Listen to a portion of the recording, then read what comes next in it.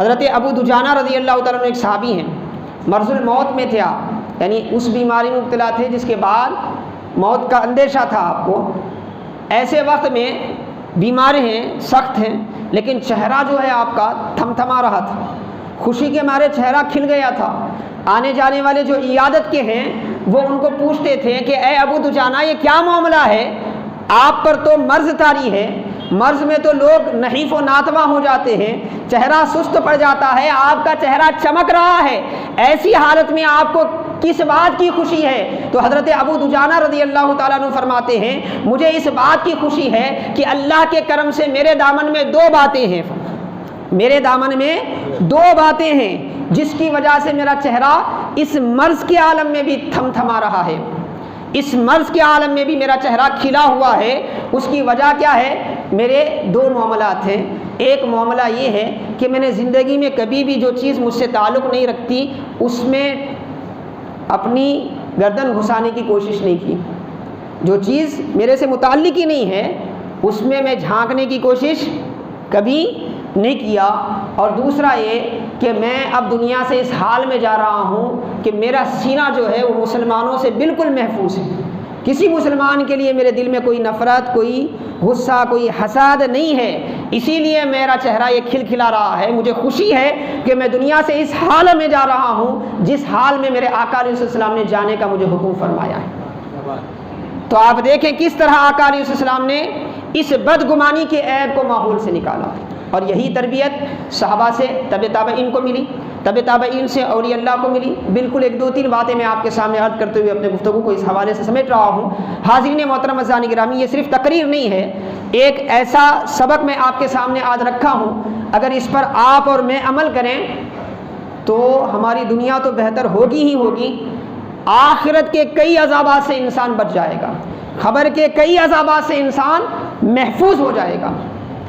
ایک مرتبہ کا واقعہ ہے، حضرت معروف کرخی رحمۃ اللہ علیہ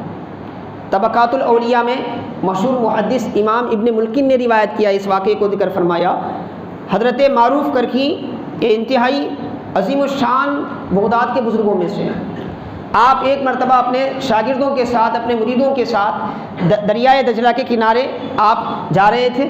وہاں دیکھا کہ دریائے دجلہ کے کنارے کچھ لوگ ہیں نا، نوجوان بچے ہیں، ناچ گانا کر رہے ہیں اور طرح طرح کی معصیت شعاری میں ڈوبے ہوئے ہیں۔ جو آپ کے مریدین تھے انہیں دیکھ کر غصہ آیا، انہوں نے کہا، کیا کہا کہ انہوں نے فرمایا کہ حضرت آپ ان کے لیے بد دعا کریں،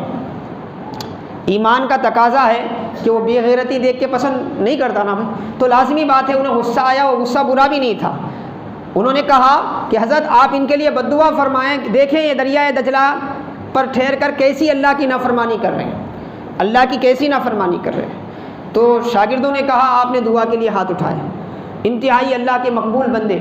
آپ کی دعائیں اللہ کی بارگاہ میں بہت جلد قبول ہوتی تھی، پورے بغداد میں مشہور تھا کہ آپ مستجاب الدعوات ہیں، آپ کی دعائیں رد نہیں ہوتی، انتہائی اللہ کے صالح بندے تھے، فرمانبردار بندے تھے۔ آپ نے دعا کے لیے ہاتھ اٹھائی اور دعا فرمائی، وہ دعا جو ہے وہ بڑی کمال کی ہے۔ امام ابن ملکن نے جو دعا ذکر فرمائی، آپ نے دعا فرمائی، اے اللہ میں تیری بارگاہ میں ملتجی ہوں، دعا کرتا ہوں یہ نوجوان بچے جنہیں تو دنیا میں اتنا خوش رکھا ہے، ناچ رہے ہیں، گا رہے ہیں، مولا انہیں آخرت میں بھی ایسے ہی خوش رکھ فرما،